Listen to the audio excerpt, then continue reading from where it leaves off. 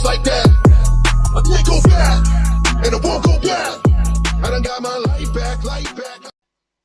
Yes, who's back in town? It's only me, Paul, Addict Mentor. Turn that smile, frown into a smile, or turn that frown upside down. How you doing? My name is, like I said, Paul Addict Mentor. I spent 22 years within prisons up and down England, as far down as HMP Parkhurst and Camphill, that was on the Isle of Wight, and I've gone as far north as HMP Doncaster and HMP Hull, which is in Humberside. Tonight I've come to talk to you about how I got 10 years, 6 months, 27 days in my version of events, how I recall it. I've talked about this on podcasts. I said how I got it, but I want to tell you what really bloody happened. So I've been on the streets for a while at this point. I'd been in full-blown active addiction. I'd had a firearm that I'd had for a few months. I was lost, and I was smoking a heck of a lot of crack, injecting heroin. Yes, Vicky, good evening. And I was doing that for ages, and I was hanging around St. Jude's in Bristol, around the Salvation Army hostel. And I was around some crazy ass people, man. There were a lot of drinkers, a lot of people drinking a lot of alcohol, cidering it up first thing in the morning. And I was a mad addict. And I've said to someone one night, I said, yo, good evening, Paula. How are you, mate? And so I said to someone one evening, yo, let's go out. Let's do a move. I've got an idea. Let's just go do something at a cash point. You know, this is not me glamorizing people. This is just me talking facts. So what many of you do not know is I had a conspirator with me when I got my 10 and a half years. The victims knew there was someone else. The police knew there was someone else. But I've never spoken this person's name, and I'm not about to. Anytime Peter Bowman, work on. Woof, woof, woof. So I've taken this guy. Little did he know I was a complete and utter loose cannon. Right? Good, Paula. That's what I like to hear. By the way, if you are watching me on Facebook, please, if you can afford it, send the stars. And if you do send them, please let me know, because I cannot see, because we are multi-streaming. So I've taken this guy and we've gone to Bristol city centre. We're stalking a few places where I think, we can make a couple of moves and stuff. And where KFC is in Bristol town centre on the hill opposite galleries, that used to be an Odeon. And opposite there used to be a little cash point. I don't think it's there anymore. It used to be where the little Waterstones is. Good evening, Nikki.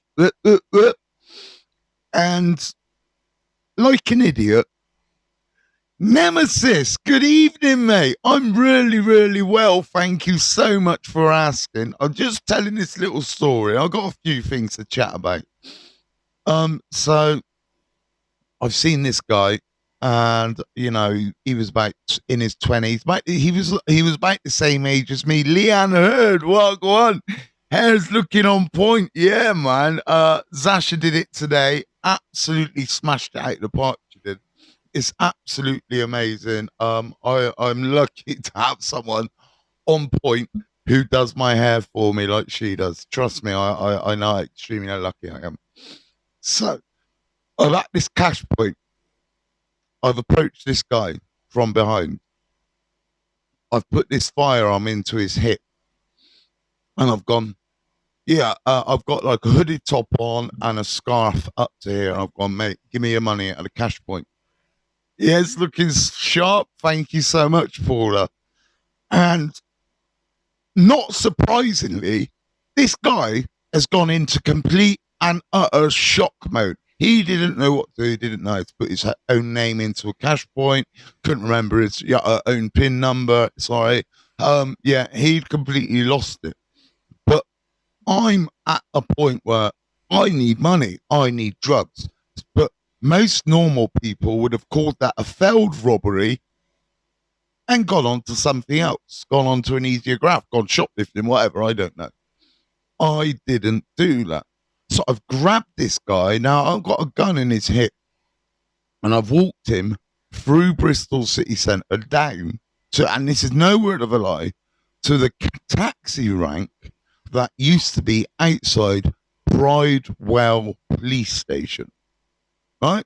And I've got this guy in a taxi now, in the back of a taxi at gunpoint, and I've shipped him over to where he was living. I didn't know where he was living. I didn't know what a situation I was going to. But all I knew is I wanted crack. I wanted heroin, and I was getting it. And that was what was in my brain. So I said to this taxi guy, "Wait here, bruv. We won't be long." This is like completely like nutty thinking, completely out of, my brain was not firing on all cylinders like it does today. So I've asked the taxi driver to wait. Crazily, he's waiting because he's not been paid. He must not have realized the situation at all. He mustn't. And sorry about the yawning. But I just think if he knew, he would have just got on. So anyway, I've taken this guy to the house, to the front door. He's let himself in. I'm stood right behind him. I've come into the house. There's an auntie, there's an uncle, there's a cousin. It's all gone fucking Pete Tong for me now, but I'm going crazy down. I'm like, listen, you fucking all sit down on the sofa. I need fucking money. I'm the man. Do you know what I mean? Just completely lost it.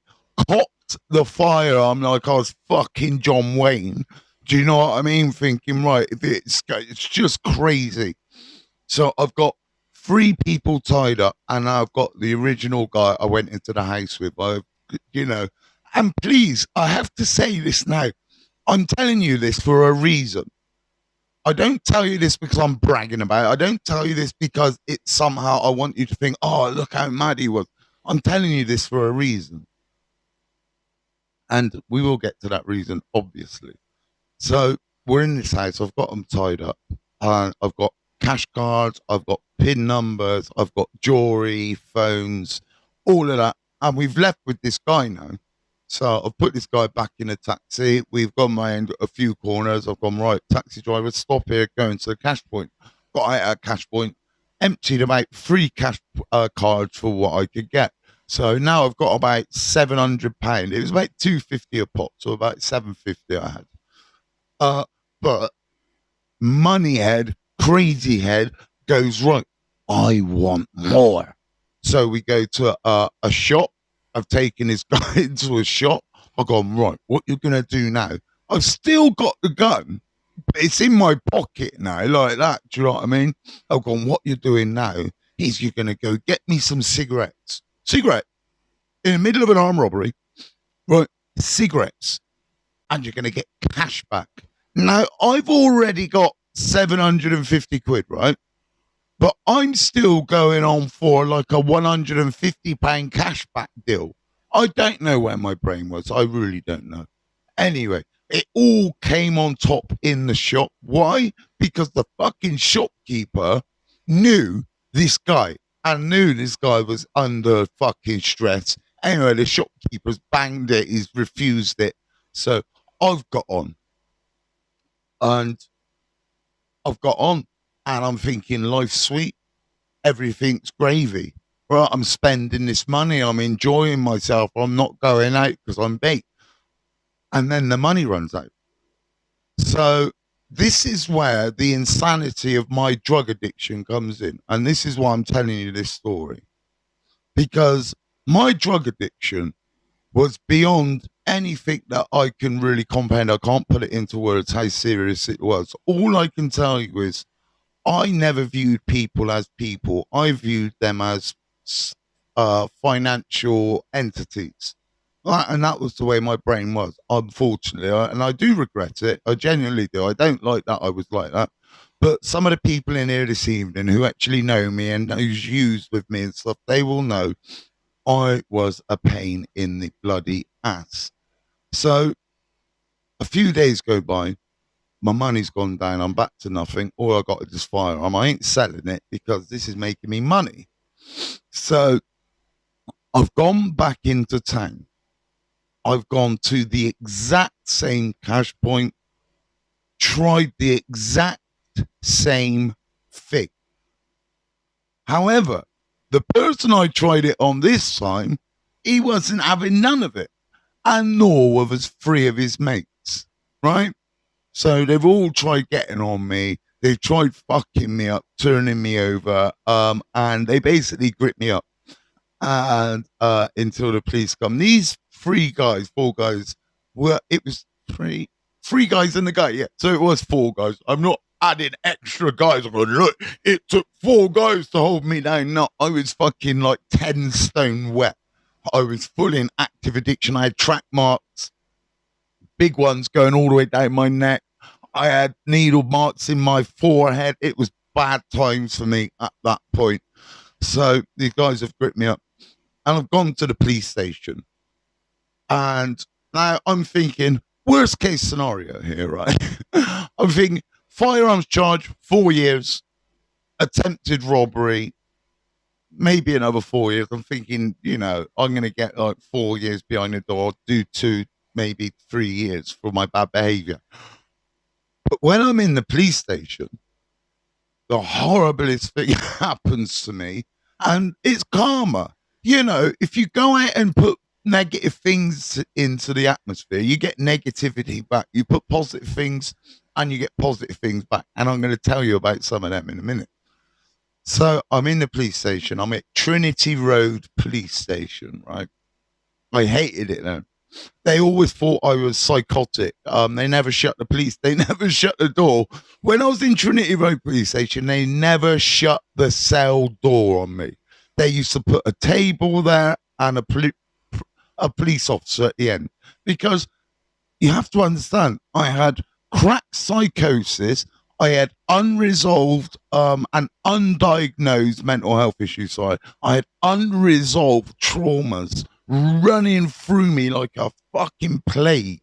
It was absolutely crazy. So, I never liked that police station. I could never get comfortable there. They thought I was off my head, crazy, doolally, mental. But whilst I'm in a police station, getting booked in for attempted robbery and possession of a firearm, these police officers look across to me and they go, right, it's your unlucky day, Paul. We are looking for someone with your MO, your modus operandi. Operandi. I'm sure one of you will tell me and you'll put it in the comments later. So they're looking for my modus operandi. And I get sent back to the police, the cells, right? Because now they want to interview me again. And I get called out. My brief wants to chat to me again because they're already here. Obviously, I've been interviewed on this other stuff already. So as they're going through, my briefs come and they pulled me into a room. And he's gone, right, Paul, this is the situation right here, right now.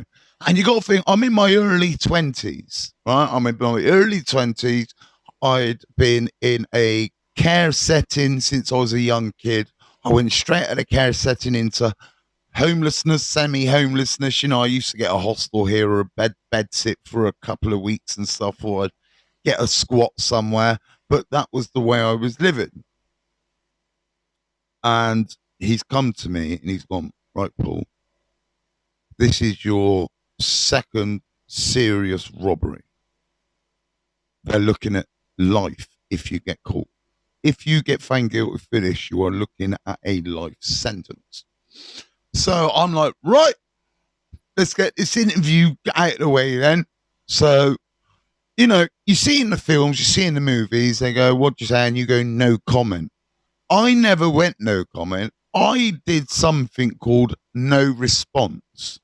So I just sat there for 2 hours as they were bulldozing me with these questions, and they are basically drawing a picture of what I did, and they were telling me exactly what happened, what went on when I went into the house. You know, they've got all these people who they reckon they could ID me and everything. And I'm just sat there thinking, and this is the truth of it. I sat there at that point thinking, well, if it all comes on top, Lisa Mandenberg, you beautiful person, how are you? I thought, if it comes on top and I get this life sentence, this is how mad my head was. I thought, at least I've got somewhere to sleep. Right? I thought, at least there's somewhere to call home, and who knows, you make a life of it. And that was where my brain was. I was so messed up. I thought getting a life sentence was better than being homeless and struggling out here and dealing with my addiction and stuff. So that was the brain setting. And then I got remanded, yeah. So, and I'm on remand for 11 long blood clot months. I'm on remand for 11 months. And for 11 months, I've got prison officers saying, listen, you're going to have to get used to certain things because you're looking at a life sentence. You know, certain paperwork starts getting put in process just in case you get this life sentence. And it was really difficult. Like I said, I was young, and I was very young in my mind. So I got really violent within the jail. I've only ever smashed up one TV in prison my whole life, right? Because I wasn't that guy who went into jail and was like throwing TVs off of landings and stuff like that. I smashed up one TV, and that was whilst I was on remand, and I was just getting so frustrated with everything. Because what happens when you're in the police station and they're telling you you're getting lifed off and stuff? I know the police station well. Yeah, most people know Trinity Road, girl. Or what used to be Trinity Road. And when you're in that situation, it's really hard to sort of comprehend that you're looking at losing your life. So I'm on remand. I'm going through the processes and stuff, and I get to trial. And the judge I get now, if anyone knows Bristol from back in the day and they know the court system, I should get comments on this judge who I'm about to tell you about. He had a missus as well, and this judge was the judge was sorry, the judge was Darwell Smith. His honor, Darwell Smith. Now, this guy was an animal in the courts. You know what I mean? If everyone knew, you go up in front of Darwell Smith, you're kind of in trouble. There was two judges, right? So you had Lester Boothman, a.k.a., no jokes, let him go Lester, right? Because he used to give you easy sentences. And he gave me an easy sentence. He gave me probation on some at once. And you had Darwell Smith. Damn him, Darwell. Do you know what I mean? It's like, down you go. And we're going through the trial. And whilst I'm going through the trial, now you have to remember, I'm actively using in jail. I'm getting drugs every day. Everyone's looking after Simo because Simo was doing looking at a life sentence. So every day people giving me gear. Every day people giving me this. Oh, you got him. You're screwed. So they're all giving me all of these drugs. And I promise you this happened. I'm sat in court. I'm about day 2 of my trial. Been listening to them just brutalize me for 2 days. I'm sat there and I thought, fuck it, I'm having a boot in court. So I'm running heroin now on foil in court. I'm smoking this like a fucking idiot. You know, I'm looking at losing some serious numbers of my life, some serious year time. But I'm smoking because I'm young and I'm thinking I'm lost anyway. After lunch, I'm not busted. I can hardly see. After lunch, my brief goes, oh, by the way, your Queen's Counsel said you're giving evidence this afternoon, so you're up in the box. Now, I'm geared up. I'm fucked. So about 20 minutes later, Mr. Simmons, to court 4, please. So I've gone up Bristol Crown Court, Court 4. I've gone up the big glass screens and all of that crap. And they've put me in the box. And this guy's hitting me up with some questions, man. Leon Wagwan, brother. They're hitting me up with some serious questions about what happened, where I was, trying to make me feel really guilty. And I'm just going like, mate. No. I'm like this. I'm like, that may have happened to him. Because I ain't saying that didn't happen to him, right? And my voice is all like gear croaky and everything. But I'm going, I'm telling you that it wasn't me, right? It wasn't me. I'm telling you. I've looked at Darwell Smith. I know what you're thinking. Big black man in court. It must be him. Previous robberies on his record. It must be him. I'm telling you, it wasn't me, right? So, evening, David. How are you, beautiful? I hope you're all right, mate. So I've come back down. My barrister's gone, mate. That was an absolute disaster. You absolutely destroyed that. Any chance of anything going well? I'm going, nah, man. You're all right. You're going to rescue me. You're going to be, I can see us getting a not guilty from this, right? So, and the trial is going from bad to worse and bad to worse from day after day after day after day. And this is the crunch point.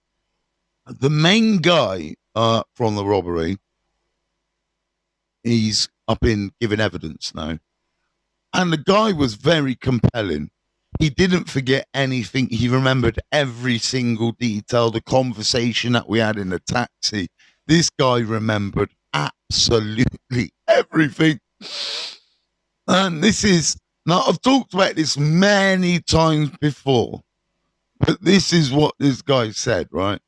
My Queen's Counsel, the QC, you only get these when they know you're in big trouble. Indictable offences, they call it. So the QC's gone, right.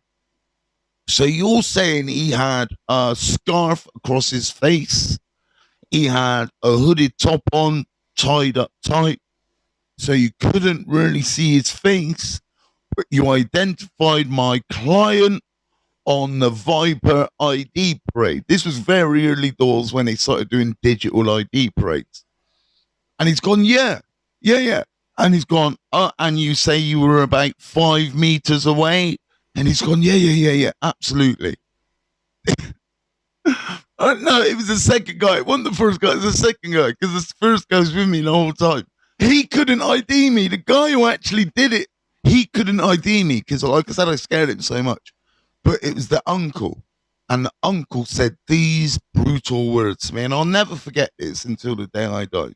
My Queen's Counsel stupidly said, so he was that far away from you, had his face covered apart from his eyes. How do you know? How are you so sure it's my client? And he said, because every time I go to sleep at night, I see those eyes staring back at me. And at that point, my ass just went, it just went, oh shit. Because no matter what happens now, in these split seconds, it was peak. I promise you, every single member of the jury just went, I was just looking me dead in the eyes. And I was mashed. Another day where I was just smoking to get high and stuff. Do you know what I mean? Because what people don't understand, when I was in jail, it was just to get high. I just needed to like forget things. And I used it to my detriment many, many times. So he said that the day of the trial, the day of sentencing comes. Now I've had to wait. I had to wait a little while, right? I've been found guilty. That was pretty obvious, yeah. I got found guilty. Then I had to go back to the prison. Then I had to come back to court. Oh, by the way, when I got sentenced, I called Darwell Smith a pussy as well. I called him a pussy. I called a Crown Court judge a pussy because he wouldn't sentence me there and then. Chris Ralph, go on, man. Good evening, my brother. So I've gone back to court now. Like I said, this has been a long, drawn out process. And by this time, all any prisoner wants to do is get on with their time. They want to know that they've started it. There's an end date somewhere. They need somewhere to look for. You know when your gut's fell out and you're on your ass. Your ass, yeah, they did. And I'm going to tell you when they didn't know. So I've gone up and Darwell Smith, you know, he's summing up and he's calling me a one-man crime wave. He called me a person without any empathy. He said I was reckless when it comes to endangerment of life. All of these things Darwell Smith saying to me. And then the first drop comes, 10 years. Then the second drop comes, 10 years. Third, fourth, and fifth drop, 10 years. And then I get some silly years. I get 4 years, 4.5 years, 3 years. And then I'm going to tell you about Dorch in a minute if you want. I've got a story for Dorch for you. And then he hit me with a license from a previous sentence, 6 months, 27 days. And so I'm sat there facing about 100 years. And Darwell Smith looked at me and gone, Mr. Simmons, I want you to have some sort of life. I want you to be able to do something with your future. So I'm going to run all of these sentences concurrent, obviously apart from the 6 months, 27 days. So that is how I ended up getting 10 years, 6 months, 27 days, all because I was an idiot, smoking lots of drugs, and I didn't know how to stop. I hope you like that little prison story, like the one prison story, road story. But I'm going to tell you a little quick one about HMP Dorchester, because Chris Ralph asked, I got shipped out of Guy's Marsh for slicing up a yardie, right? I got shipped out of Guy's Marsh for that. I got shipped to Dorchester, little dinky Dorch. And when I was there, they've come to ship me out to Dartmoor. I wasn't having Dartmoor for nothing. They ended up coming in my cell with the shields, with the fucking helmets on, and dislocating both of my ankles, man. Both of my ankles. They snapped. Oh, it was so painful. I was laughing at them. Do you know when you get to the point when you're so crazy, you go, bump. Paul, I'm glad you loved it. Love your prison stories, Nikki. Thank you so much. I'm just trying to get used to telling parts of my life to you lot, and I'm going to start remembering more and more and more things. Today, to Dorch was your local. Yeah, they shut it down when they tried shipping me out, mate. And we had a couple of sit-outs on the exercise yard in Dorch. You know, where the education block used to be. We had sit-outs there a couple of times. Oh, dearly, dearly little Dorchester with the servery on the ones. Oh, yes. I remember HMP Dorchester well. So today, I've got a little bit of news for you all, just to finish off. I was contacted by a guy called Jim Smith. He's a cameraman, producer, filmmaker. He's made multiple award-winning films. And he wants to make some films for me, about me. He would like to make a documentary, maybe. And, you know, I feel very, very blessed. He's done his research on me. He's binged all of the stuff that I've done. He knows what he's talking about. So, yeah, things are really looking up. And I just want to thank every single one of you for supporting me, as you do. Please keep coming on, checking my YouTube, check my TikTok. Please like, subscribe, and share, obviously. Yeah, honestly, Paul, I feel so blessed. So many things are happening. I'll definitely watch that. Thank you, mate. I'll be able to tell you more tomorrow because I'm having a meeting with him at 12 o'clock tomorrow. So I will let you know. But that is me for this evening. Exactly 30 minutes. That's not bad. Paul Beaton, you've missed the whole thing. You have to watch it back, my friend. Watch me back. Have an amazing evening, everyone. And if you want any clocks or anything like that, anything homemade, something special, anything, go check out the Crazy Cider Man, aka Paul Beaton, who has just come in the room now. That's how much I got you, mate. All right? We got you. Check out the Crazy Cider Man. Peace and love, you lot.